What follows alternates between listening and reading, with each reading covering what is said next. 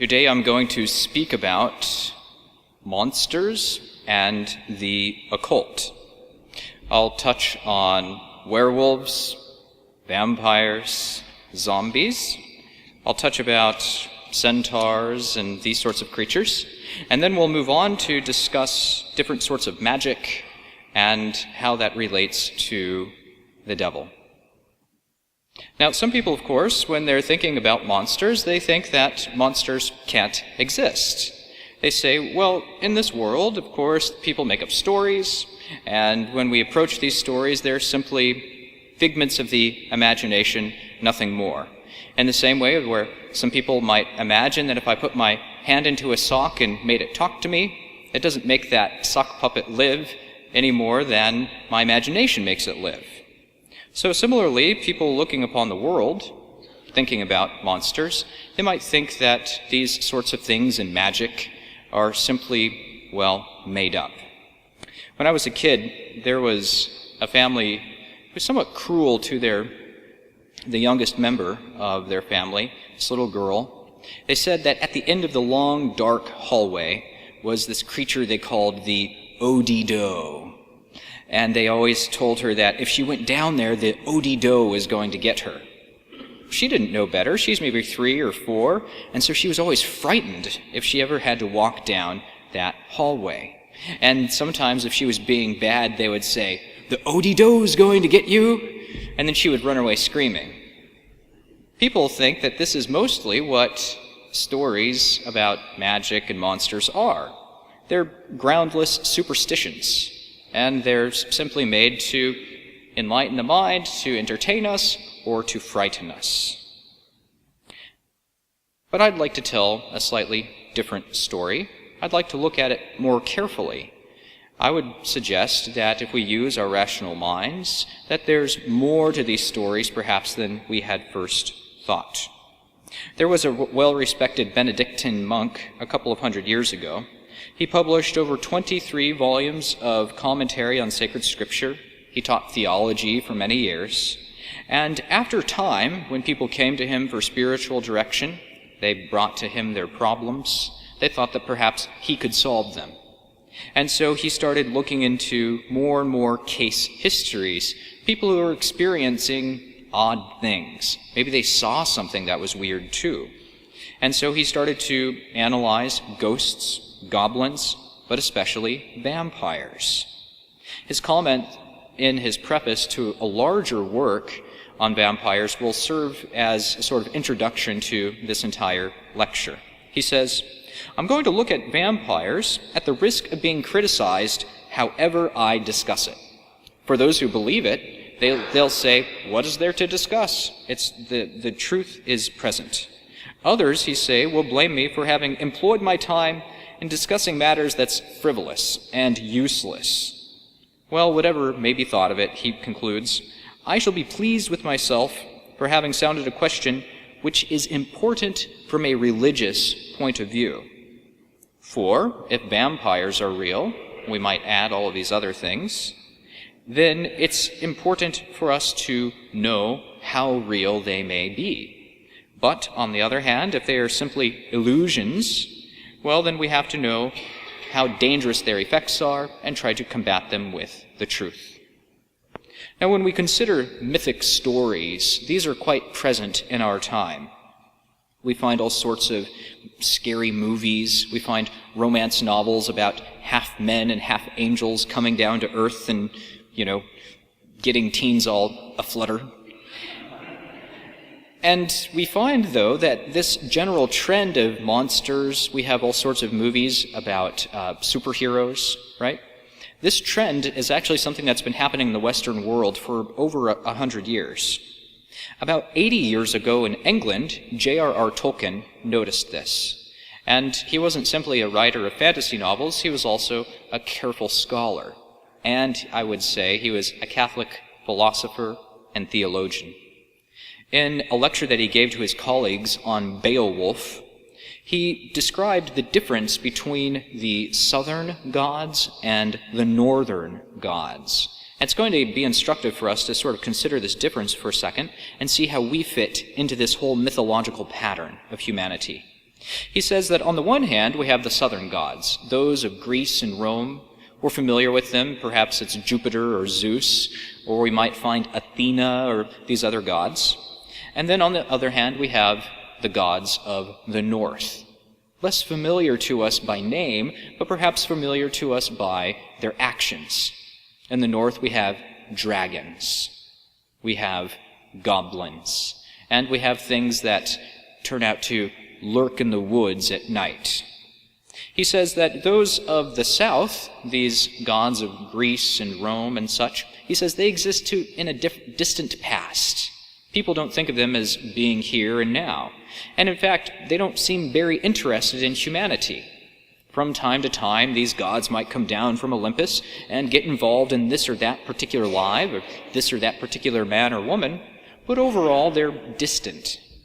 He says if you look at Homer's Iliad and Odyssey, even in Homer's time, which to us is quite ancient, they were even more ancient. The northern monsters, however, are still with us.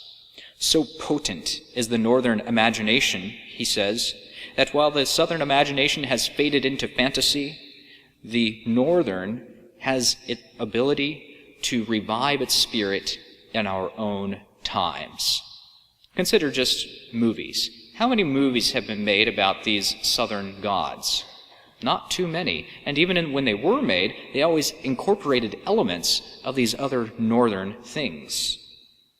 And so what this shows us is that we exist in this sort of experience in which these northern monsters are present to us in a way that's disconcerting. People can still be scared by the scarecrow who comes alive and tries to creep in the house at night. But we're not so much scared by the possibility of Mars knocking at our door. The significance of myth, then, should not be pinned down on paper, like we might try to pin down a fly and try to analyze it entirely. To do that would lose some of its living character. Nevertheless, because I'm not a poet, I can't simply tell stories about myths and hope that you'll get the point. We'll try to analyze these things as much as we can while using reason, philosophy, and theology to guide our way. Now, let's start with the understanding of a monster. In the medieval world, a monster was something contra naturam. It's something literally contrary to nature. It's a corruption or a deviation of something found in nature. And so, for instance, a monster could be if I had an apple and I tried to combine it with something that wasn't very tasty, like, say, a cauliflower. I have my apple flower, and now it's something that is neither apple nor cauliflower. It's a monster of nature, they would say. And so if we think about just the way people would have thought about monsters back then, what we would call genetic defects in their extreme mode would be considered a monster. So we talk about sometimes the two-headed person, the two-headed baby. Well, we can analyze that now in modern terms and say, well, what is a two-headed baby? Well, probably it's two twins that were present in the mother's womb, and somewhere along the way, one of them didn't quite develop well. And, there's actually two girls that are like this. They share a pair of legs, but then somewhere about the middle here, two spinal columns start to grow out, and now they have two separate heads, two separate brains, of course, and then their own, mouth and face and all the organs there, and then they share an arm on either side. In the medieval way of thinking, they would have said, well, that was something contrary to nature because nature's not supposed to be like that. You have two people in the mother's womb, they should come out naturally, and then they should be whole, entire persons, including their bodies. So this is going to help us then to understand how we are to think about things contrary to nature. When we consider evil, we can think of evil as being something that exists in nature. Well, it's a bad thing. It's unfortunate that these two girls should not have developed their bodies entirely. But that's not moral evil. But let's imagine an evil scientist who decides that he wants to have two-headed people running around. Perhaps he has the ability then to make these little eggs as they're dividing and growing, and he can try to join them together such that they're not able to develop naturally. We would call this, well, one of these mad scientists, evil, because he's promoting something contrary to nature. In the world, then, whatever comes about that's contrary to nature on purpose is going to be something unnatural. And so this is why whenever we're going to look at these different kinds of monsters that may or may not exist, we're always going to try to compare them to what really does exist, what we're certain about, what is natural to human beings, natural to angels, natural in God's providence. Evil cannot create something out of nothing. And what it does is it tries to, well, corrupt what is into something that shouldn't be. So let's first look at the first kind of monster we'll analyze for a second, werewolves. Fun, huh? I'm not quite sure what the setting of the moon is right now, but I'm sure it'll be coming around soon enough. Now, I have there's a Dominican, he's now a priest. I won't use his name, but he told me that he has a lot of hair on his body. And he said that one time he was in one of these, I know I'm going to tell you this story. If he sees this, he'll be very embarrassed. That's just fine.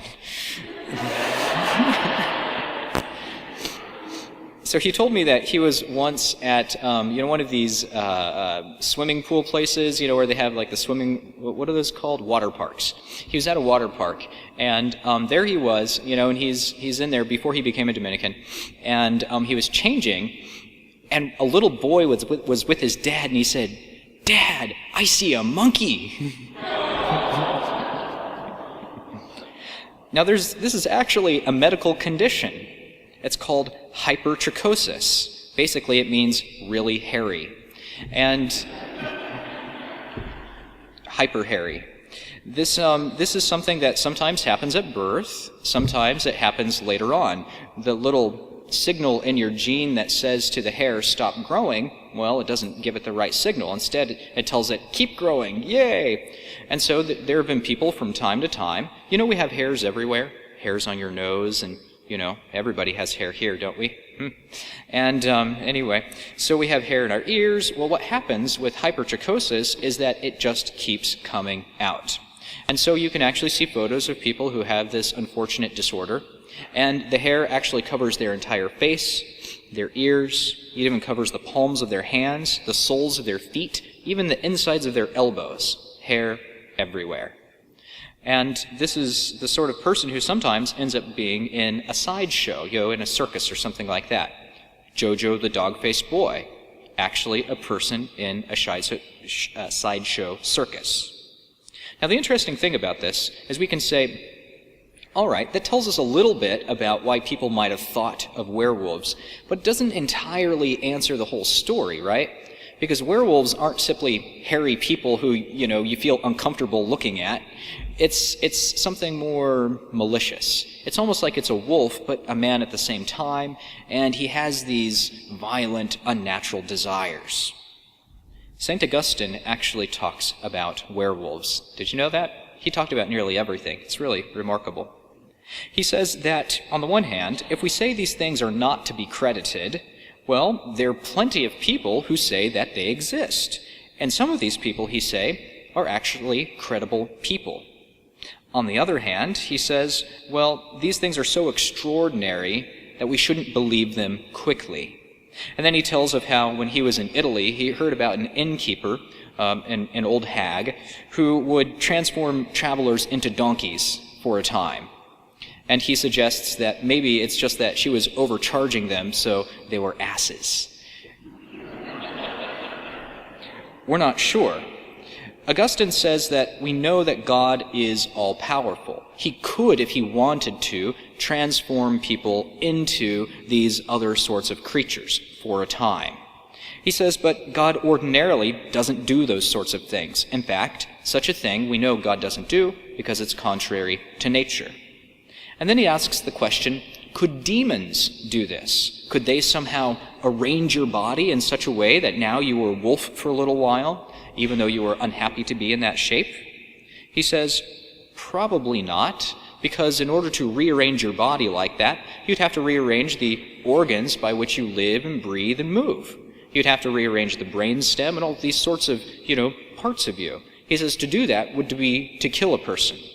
So what does he suggest instead? That sometimes they can make illusions, in such a way that it fools other people and even the man himself. And so he says, it may seem to the man himself that he has changed. These things have not come to us from persons we deem unworthy of credit, but rather they come from informants, he says, who we suppose don't want to deceive us. And it's in light of this sort of power of illusion of the demon that he gives credit to some of the ancient myths and some of the ancient stories of men being turned into beasts for a time, and once they were transformed back into men, they remembered everything that had happened. So he says, well, the companions of Ulysses, if we are to believe it, had turned into pigs, and others were turned into dogs for a time. So the notion here, then, is to say that human beings aren't completely malleable, but there are works beyond what we're familiar with, such that they can influence us and try to move us to become what we are not. If they move us too far, such that the body would no longer be what it is, that would lead to death. This is why we can't say humans become werewolves. But perhaps there's something going on that makes it seem as if that's the case. Now let's talk about things, instead of transforming a human adult into a werewolf, let's think about whether or not it's possible for the other myths to be true. In Greek mythology, a centaur is half man, half horse. A minotaur is half man, half bull. And a chimera is this monstrous creature. It has the head of a lion, the body of a goat, and the tail of a serpent. Could such a thing exist? Well, let me preface my answer with this little political commentary. In 2006, there was a famous president of the United States. He was a conservative politician, and he appended to his State of the Union address a brief warning about human-animal hybrids. He says such a thing will be possible very soon, and we must act against it. Now, this president was extremely unpopular, and it was popular to make fun of him. So these news media people, comedians, and I'm not talking about the Comedy Channel, they mocked him on their television shows, and they said that his warning was a brief stop in crazy town. Such a warning turns out not to be so crazy. Now, and by 2013, over 6 years later, we have what I would call scientific abominations. We have part human, part beast hybrids that they have been creating inside of a laboratory and now exist on farms. Scientists have made such things as sheep with human livers, mice with humanized brain cells, pigs with human blood. Pigs with human blood. It says in the book of Leviticus that in the blood is the life of the person. This is one of the reasons why the ancient Jews were not allowed to eat blood, because it was so crucial to the life. And now we have pigs with human blood running through their veins. Now, of course, scientists will say that all of these are done for the sake of transformative therapies. We want to analyze what will happen to human blood if we infect it with a particular disease, but we don't want to infect a human with it, so we'll give it to a pig instead. Where are they to stop? Well, we know that they're going to try to breed animals with human sperm or eggs, and on the other hand, they're going to try to, say, create a non-human primate with a human brain. Now, when I said this to one of the priests, he says, I think I've met some of them already. I said, don't you mean you met a human with a primate brain? In either case, we can say that they are going to try to make a fully viable chimera. In light of the direction that this biological fascination is tending toward, I say that it's certainly possible that they're going to try to make a real human centaur one day, that they will try to make it such that a man could be half man and half horse. This is mythology reconsidered.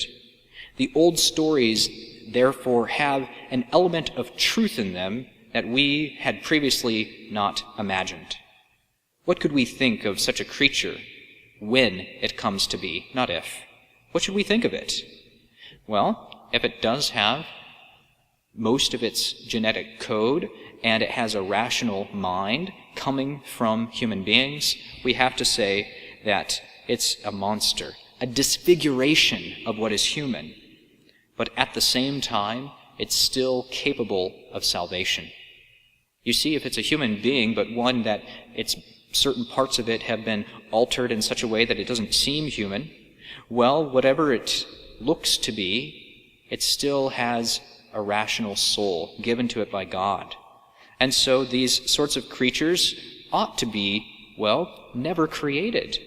Can you imagine what it would feel like? Such horrible scrutiny and ridicule, shunning from all people. If the dog-faced boy is in the circus, what will this one be? It will be on national television, and some of them will feel proud because they get the attention, and then some will feel ashamed because they just want to be what they were made to be, human beings. The Church has spoken against hybrid cloning. It says, from the ethical standpoint, such procedures are an offense against the dignity of human beings because of the admixture of human and bestial elements, and it disrupts the specific identity of the human. Now, it's quite astonishing that in light of all of this, people still mock those who try to form laws against such chimeras. The Mississippi legislature this year tried to pass some laws against human-animal hybrids. And once again, these on the left, they said that it was a joke. They said that the people in Mississippi, they should be penalized for being so foolish and wasting taxpayer money on trying to pass these laws. Interesting. I think we know what's in the future for us then. And think about this. You might say, well, but Father, this is capable now of scientists with all of their fancy instruments. Well, what about back then? How could that have been possible well before the advancement of biology? Well, I'll just throw this little seed to you. Whatever a human being is capable of doing, a demon is capable of doing too, but with more cleverness, more power, more accuracy, and he can repeat the process. People have sometimes wondered whether or not angels could come down from heaven and unite themselves with men. Genesis has a very interesting passage on this, and it might tell us a little bit about these human-animal unions. When men began to multiply on the face of the ground, and daughters were born to them, Scripture says, the sons of God saw that the daughters of men were fair, and they took to wife such as them as they chose. The Nephilim were on the earth in those days. These were the mighty men of old, the heroes of renown. So the image then of this book of Genesis is that there's some characters called the sons of God, and there's some called the daughters of men, and somehow these sons of God saw the daughters of men and wanted to unite with them. Now what's going on here? There are lots of different interpretations, but one theme that has continually arisen through the ages is that these sons of God were fallen angels, the demons, and somehow they wanted to unite with humanity in order to corrupt the human nature and to create something else. Could this happen? Well, in a false book of the Bible, it's not in there. It's called the Book of Enoch, so it's not considered to be inspired by the Holy Spirit. This is precisely what it says. It says that the angels saw and lusted after the women, and says, "Come, let us choose wives from among them. Let us beget children." Now, the theological difficulty, of course, is that angels don't have bodies. And so a demon can't, naturally speaking, unite with a human being. This isn't something that is possible. But what can a demon do? Well, it can simulate a human body. It can make it seem as if there is a human body. This is plainly evident from Scripture. We find in a number of different places that angels appear to men and they do physical things. When there was Gideon and he was down in the threshing floor, an angel appeared to him and then made the meat smoke up. The smoke rose, and the angel, it says, went on the smoke. Or there were angels in the New Testament. When St. Peter was in chains, the angel broke those chains, opened the door, and Peter escaped. So we know that angels can take the form of human beings. What this suggests then, St. Augustine here comes to our aid. He says, he doesn't accept the authority of the Book of Enoch. Nevertheless, he says, there's a general rumor, and many people have verified it by their own experience, that there were fauns or odd creatures in the woods. They made wicked assaults upon women, and these devils then were trying to corrupt them. So then the notion here is that somehow in approaching these women, that they somehow got a hold of the biological components of man and woman, they mixed them together in such a way as to create these giants, these men of old. And so this then is something that we can also imagine as possible. You know, nowadays people are genetically selecting not only for male and female. You know, if they look into the fetus as it's developing, they might kill it because it's one or the other. They're also genetically selecting for particular types of diseases.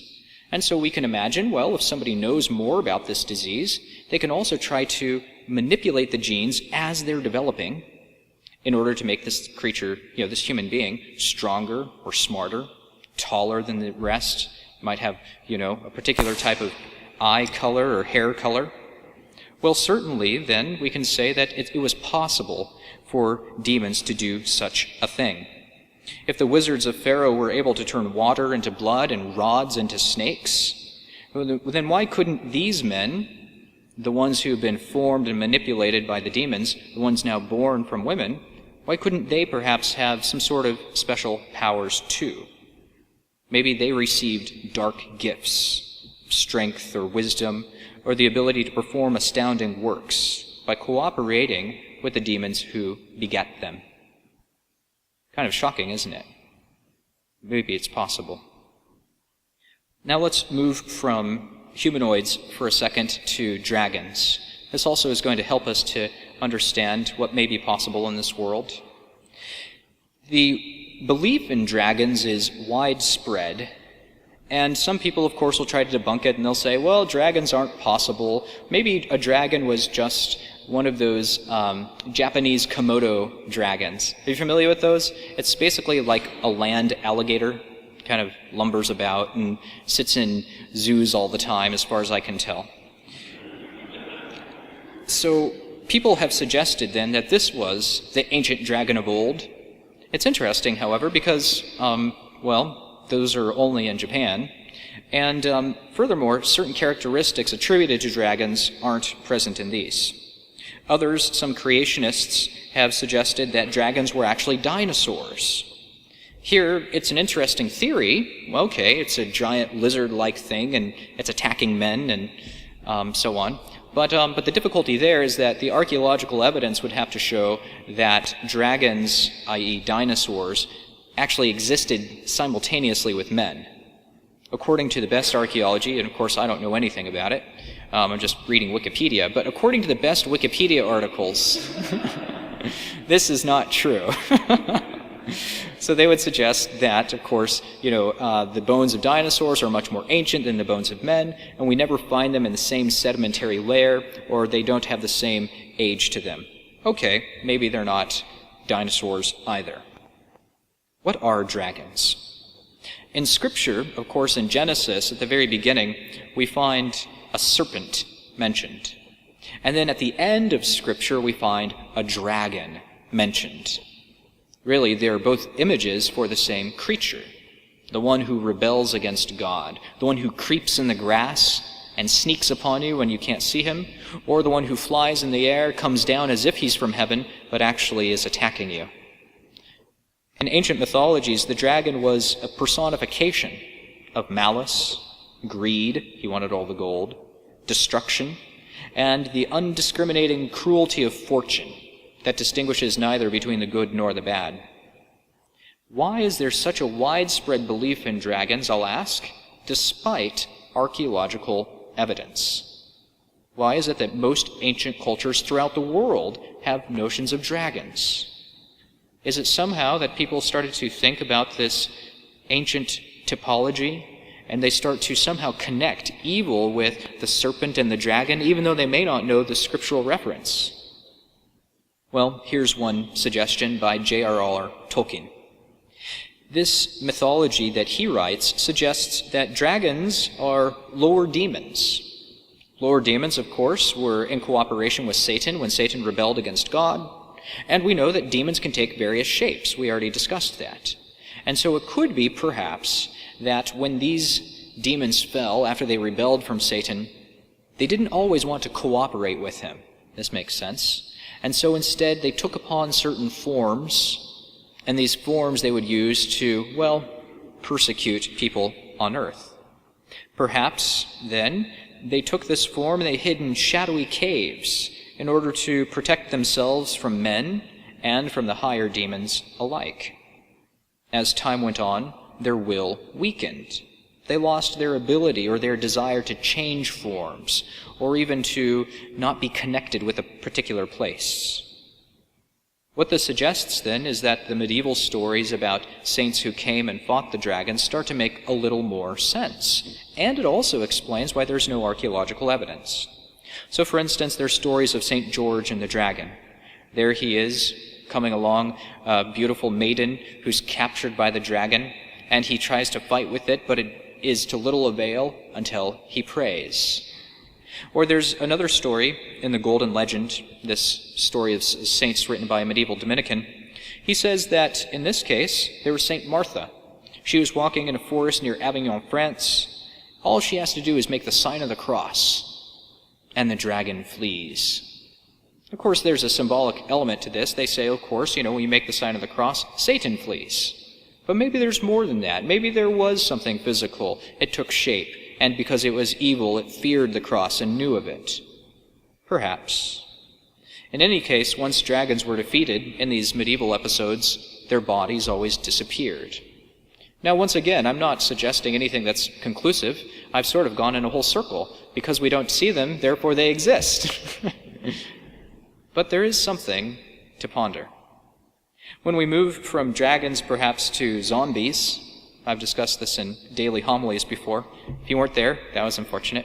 But just consider what a zombie means for a second, whether or not it can exist.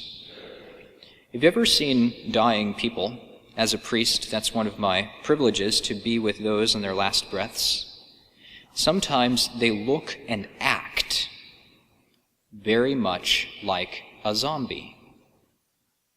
I don't know if you've ever worked in a medical institution or whatnot, but if you see a movie of a zombie, the zombie's groaning, and why? Well, because we say that it's undead. It has this dull, glassy look in the eyes. Its skin has this color that seems to be without life. Its mouth is open. It's gasping forth. I've seen people like that, but they were alive. Now notice one thing. After Christ's death, it says in the Gospel of Matthew that the tombs were opened, and the bodies of many saints who had fallen asleep were raised. And coming out of the tombs after his resurrection, they went out into the holy city and appeared to many. Isn't that interesting? There was actually a first resurrection right after Christ's own death. These people, these saints, walked around in their bodies, not to make people afraid of them. Christ didn't raise an army of zombies after his death. He rather raised an army of saints who were proclaiming his resurrection. And so what is a zombie? It's the anti-resurrection. It's the corruption of the person. It's not the fullness of life after death. It's rather an undying life. It's a death that has no life. Think about this too. If you go to some places, there are saints who are basically non-corrupted, the incorruptible saints. You've seen some of their bodies, perhaps. And it's remarkable because it does look like they're asleep. This is the Sleeping Beauty. It's a Sleeping Beauty who's there, perhaps St. Bernadette, and it looks as if she's just waiting for the kiss from God, who's going to raise her up so she can live a supernatural life. It's said that St. Agnes of Montepulciano was incorrupt, And when St. Catherine of Siena came to visit her, she was praying, and she couldn't quite get close enough to St. Agnes to venerate her. So St. Agnes poked up her big toe so St. Catherine of Siena could give it a kiss. Well, we can say then, in any case, that the zombie is the inversion of this beautiful notion, this beautiful grace moving in the human body to save it. And this leads us to vampires, then. Vampires, throughout the history of the shadowy world of ghosts and demons, vampires were more terrible, more dreaded, more abhorred, more fraught with fascination than perhaps any of them all. The vampire is neither ghost nor demon. It's something that's neither dead nor alive, and it certainly has more cleverness than the zombie. He's an abnormality, and yet one that's desired. So what is a vampire, anyway? Of course, there's some people who will suggest that, well, it's a genetic disease, sensitivity to light. That's what we Dominicans get when we study too much. It's really true. One time when I was a Dominican brother, I spent a whole summer, and I was giving talks like this, and so that meant I was mostly inside typing and reading. And I went and I saw a professor at the end of the summer, and he says, "Oh, I see you have the scholar's tan." And so they'll say that it's also iron deficiency in the blood, or perhaps the idea that your blood doesn't have enough coagulants, and so you need to, feast on the blood of others. Okay, these biological notions simply don't add up to what a vampire might be. Other people will point out that after a human dies, you bury it in the ground for a while, well, the body is going to go through a state in which, the blood starts to come up. Now, this is according to, older burial practices. Nowadays, when a person dies, their blood is drained almost entirely by the funeral director. I don't know what he does with it. But then it's replaced with formaldehyde. So now you have formaldehyde in your veins, so you can look nice and fresh for that special day. So the... Sounds like a wedding, doesn't it? Well, in any case, people will point out that if you don't drain the blood, that the body, once it goes into the grave, after a while the blood might actually start to, the oxygen will actually try to come out, and sometimes it can go into the mouth, and if you dig up that body again, it'll look as if it was feasting on blood. It's just the blood trying to escape. The person's dead. They'll say, well, maybe that's the vampire. When they were alive, they were sensitive to light. Can you imagine this? It's like a Dominican. Well, when he was alive, he was sensitive to light, and then when we dug him up, he had blood in his mouth. He's probably a vampire, so we have to cut his head off and bury him with a stake through his heart. Okay. Perhaps. But let's consider once again, what is the symbolic import of a vampire? A vampire drinks blood. A vampire is really an antichrist. Christ told us that we should drink his blood. He said, "This is my body for you. This is my blood," given to us at Mass. Christ died upon the wood of the cross. A vampire dies by a stake of wood through its heart. Christ is the light of the world. Vampires are sensitive to the light. Christ was betrayed for 30 pieces of silver. A vampire is killed by a silver bullet. Christ was chaste.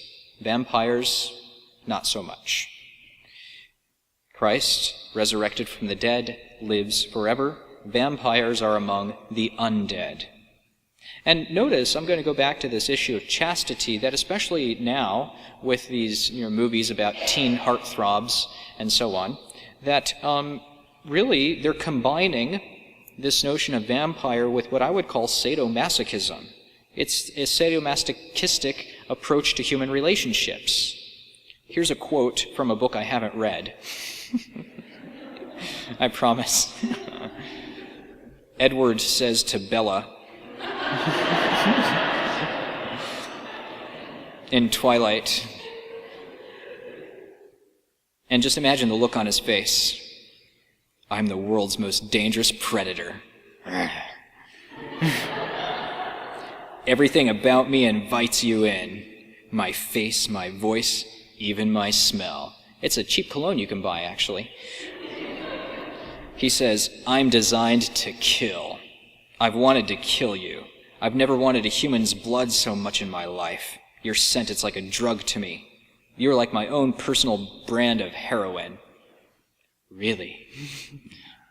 It's sexy, right?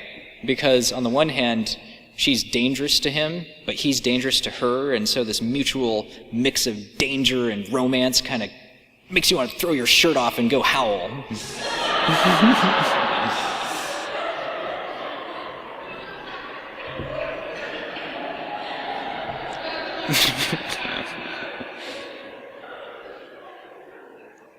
In its modern essence, vampirism then is it's the inversion of Christ.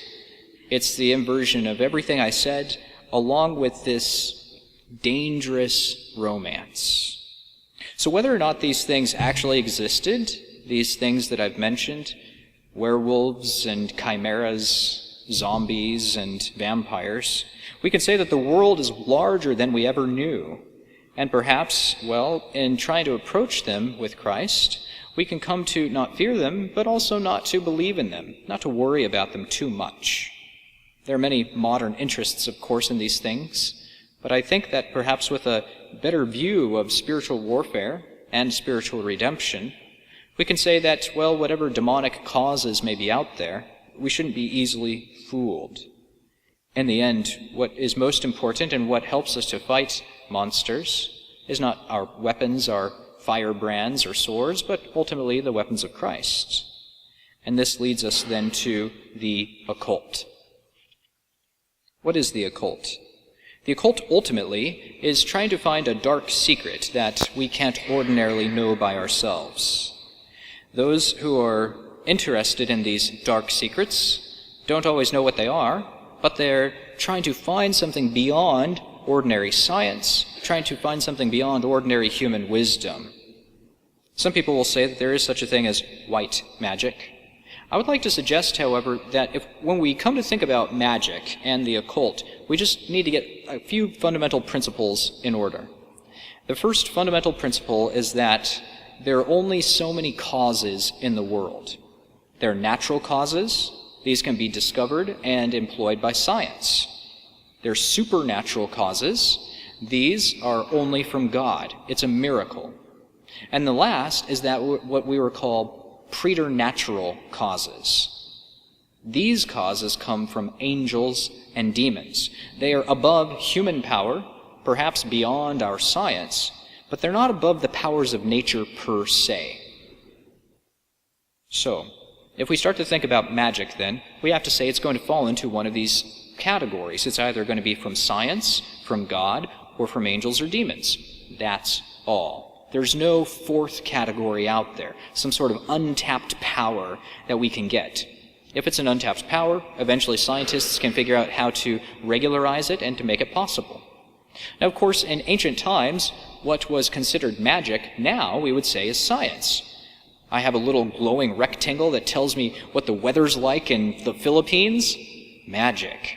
Actually, no, it's my cell phone. It's a little buggy. Okay? This to them would be magic. Mark Twain actually exploits this theme in his book A Connecticut Yankee in King Arthur's Court. You ever read that? It's a fun sort of read if you don't like King Arthur that much, because what it shows is that Mark Twain has this Connecticut Yankee himself going back into time and showing all these ignorant medieval bumpkins what fools they were. He has dynamite, and he's going to make this castle disappear into a heap of rubble. Shocking. How did he do it? Well, you see, I have my little dynamite here. And then he has the ability to light fires from great distances. Oh, that's my dynamite on a bow and arrow. So over and over again, you kind of see how science itself would have been considered magic back then. Another example would be, say, the Spaniards. Cortez and his men, when they arrived in Mexico. They arrive. This is really a remarkable story in so many ways, and it's worth a series of lectures, maybe next fall, if I'm still here. But Cortez, he arrives, and he tells the men to burn the ships. We're not going back. And so what they do is they burn the ships, and now they have all of their ammo. They have their steel-plated armor. People had never heard of this. As they start to march across the plains, they're meted by these Indians who have never seen men wearing shiny, beautiful armor. Men who are able to kill them just by moving a finger a couple of inches. Men who are able to withstand all sorts of arrows and fire and assaults. How is this possible? They thought they were gods. Well, they weren't. They were Spanish. And they just happened to have Spanish weapons. So this shows us that the idea of magic, as I said, supposes a fourth possibility. Some mysterious quality in the world that we can harness if we come into contact with this secret, dark art. This means that, well, if we come to be initiated into this dark art, if you find someone who will tell you about it, then you can gain greater power than those who do not have it. More power even than scientists, more power perhaps than the angels, and equal power to God. Here we should talk about the notion of Satanism, because the notion of Satanism is always bound up with the occult. I've said before that St. Augustine says that just as there is a mystical body of Christ, so there is a mystical body of Satan. The devil is the head of the wicked, and so the devil wants to spread his kingdom out throughout the world, just as Christ wants to spread his. And so then the notion of Satanism is that it's wanting to find a connection with this dark power in order to utilize it toward our own end. Some people choose to make Satan their ruler. They actually say that they want him to be the one they follow. Either they do this because they think that there are two equal and opposite forces in the world, the god of light and the god of dark, and they choose the god of darkness because it seems that he's winning. Or, even if they know that the god of light is greater and that one day he will judge the world, including themselves, they choose the god of darkness out of a sort of despair. One such man was Aleister Crowley. He wrote a few books. One of them was Magic in Theory and Practice. He lived, as he was an Englishman, he died only in the 1940s. He claimed to identify himself with the great beast, 666 from the book of Revelation. He was sometimes called the wickedest man in the world. He had a very great popularity among occultists. He describes his worship of his guardian angel, who he said was a manifestation of a demon. There's another one, a man, Anton LaVey. He's from my home state of California. And LaVey, he was an author of a number of books which are still popular in the occult world. The book called The Complete Witch, The Satanic Rituals, and The Satanic Bible. In the Satanic Bible, in another one of the books, he describes the Black Mass. He says it should be the principal rite of every satanic group.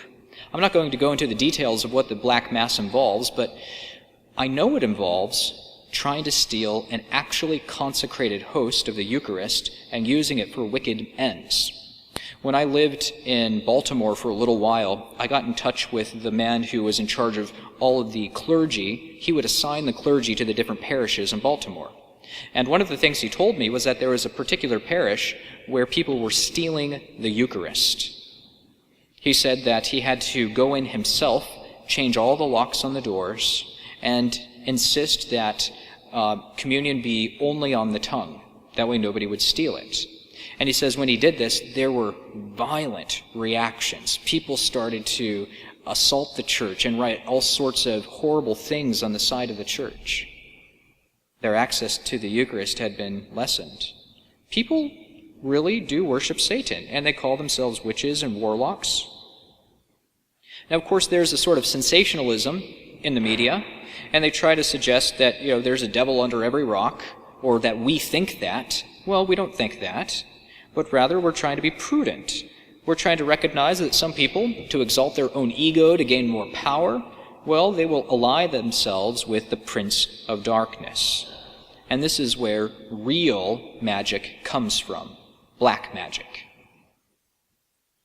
Black magic is anything other than a natural science that produces some amazing effect. It's always by means of a pact with a demon. Okay, so this isn't a miracle produced by a saint, which really is God using the saint as an instrument. This isn't science, so we could figure out how to reproduce these effects by doing these in a controlled environment. This is somebody who's getting in touch with some mysterious power. Well, how? For instance, the Ouija board.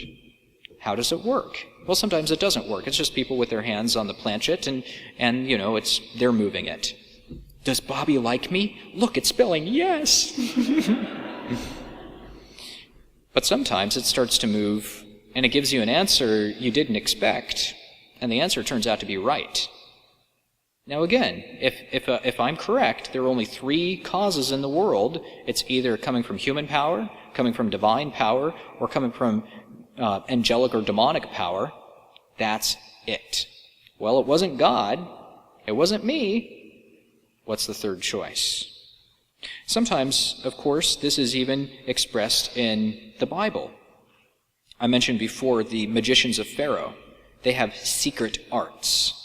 They could bring frogs to plague the people, just as Moses brought frogs. They could bring about swarms of flies upon the livestock. But against the most difficult plagues, they couldn't defend themselves against death itself. In the New Testament, there's an instance of a girl who is possessed by a demon who goes around and she's predicting the future all the time. And by means of this, her owners are making money. Eventually, Paul casts out the demon, and now the wizard who had control of her, he's angry and he tries to kill Paul. Demons basically gain power through magical practices. According to an exorcist, he says that a devil who, after pious exhortation and prayer, may have appeared to lose all of his strength. Okay, so what we're talking about is in the middle of an exorcism, there's somebody who is clearly demonically possessed. Sometimes this person could seem to be being freed by the powers of God, that the demon is losing power. But then all of a sudden they seem to gain strength again. They showed renewed signs of vigor, he says. And then sometimes the reason why this happens is because there's a magician or a sorcerer elsewhere who's performing a ritual that gives that demon power. Sometimes this sort of magic is portrayed sympathetically. Maybe there's that plain-looking girl who never talks, and she's being poorly treated by the good-looking blonde girl who's always on the phone. The plain girl, I saw a cartoon like this. She summons a demon that she wants to sin against the cute girl. But the demon turns out to be a bubbly character, friendly and pink-colored and cuddly. Instead of breathing fire or being violent, it spits out little teeny bubbles. And so this demon then, all it wants to do is to hug the cute girl. What this shows us is that it goes along, and then eventually the plain, ugly girl, she makes friends with the demon that she called up through this ritual, and they go off skipping into the sunset together. And then the cute girl, well, she's left to herself. You see, people think that, well, these things are innocuous. They think that perhaps we can fight magic with magic. Perhaps we can, if somebody performs an evil deed upon us, if they put a curse on us, well, then what we need to do is get somebody else to curse them back. The exorcist Father Gabriel Amorth, he talks about this too. He says that sometimes when people feel a curse that has been put on them, which is really possible, then they'll go to another witch doctor, or they'll go to another sorcerer, and they will ask them to relieve them of the curse. But it never works, because somebody who goes to the devil for help only ends up binding himself to the devil more. This is going to be the case for any kind of witchcraft, but especially the ones that explicitly invoke the devil. There really are instances of curses.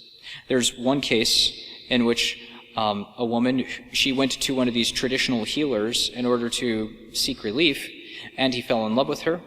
Did I tell you this story already? He fell in love with her, and then he tried to seduce her.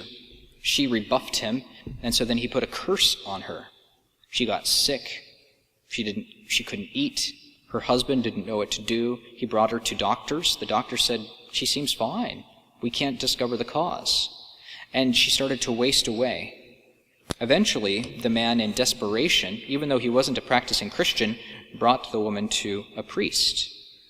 As the priest started to perform exorcisms, he started to detect the presence of a devil who had somehow attached himself to the woman. And as time went on, the man started to realize, the priest realized, that there was somehow this magician nearby who kept performing these rituals to keep the demon near the woman. Eventually, the exorcist forced the demon to speak, and the demon said this: "I will leave when she has understood. Right now, she doesn't understand." And so then the demon says that what happens is that he wasn't going to leave the woman until she starts to pray, and ultimately until that sorcerer was converted. He had to become Catholic. And so now the priest is going out and he's trying to convert the sorcerer, and he's trying to bring him the rosary, and he's trying to change his mind, because this is in God's providence why he allowed all of this to happen in the first place. And so the demon says, to convert him, you have to recite many rosaries. You'll be the one to drive me out, but it will take time. That's a real case of exorcism. Now, of course, there are other signs and workings of witchcraft which we can't go into, but they all, in the end, are either empty deeds, just foolishness, or they're trucking, as they used to say, with the devil. Astrology, tarot cards, palm reading. If palm reading were really useful, doctors would have developed a science of palm reading. If tarot cards were actually useful for anybody, well, then we would be using those in order to identify people's difficult problems. But it's only those who are in touch with the darkness. So signs of witchcraft, then, is that if it goes beyond natural capacity, but it cannot be attributed to God or to angels or to science. It typically involves secret words, rituals, figures, objects, rites. And if the power is attributable only to superstitious practices, in other words, it's not reputable scientifically, but only for the initiate, well, we'll have to say that this is something to be condemned. So in the long run, then, we can say that sometimes these powers of darkness really do have effect in the real world, and yet it's not an effect that's goodness, even if they say it's white magic used for a good end. You know that there are all sorts of magic potion number 9, make you fall in love. There are, these little voodoo dolls that people put pins in. Sometimes they actually work, but only by bad means, and ultimately it's going to drag everyone down. In conclusion, the Catechism insists that God can reveal the future, that God can transform water into wine, but anything that tries to do these things without God, well, it's having recourse to Satan or to demons. This includes all of the things that I've mentioned, and others, such as necromancy, clairvoyance, trying to predict the future, all sorts of magic. These are to be condemned. Wearing charms is reprehensible as well when it's trying to, invoke these unseen powers. We shouldn't even try to use Catholic statues or saints or anything like that as simple charms. These have power only because of our faith, not because of their intrinsic use. And so we have to be always purifying ourselves of superstition. Ultimately, in this life, we have to have recourse to God as our primary help and use the natural means that He's given us through science. And if those means are not effective, well, then we have to accept God's will as providence in our lives. Perhaps He wants us to suffer a little bit in order to imitate Him on the cross. And so magic has no part in the life of a Christian, but miracles do, and faith does. And ultimately, when we are united with God, we'll experience something far greater than magic: union with the Almighty Trinity, the Father, the Son, and the Holy Spirit. Thank you.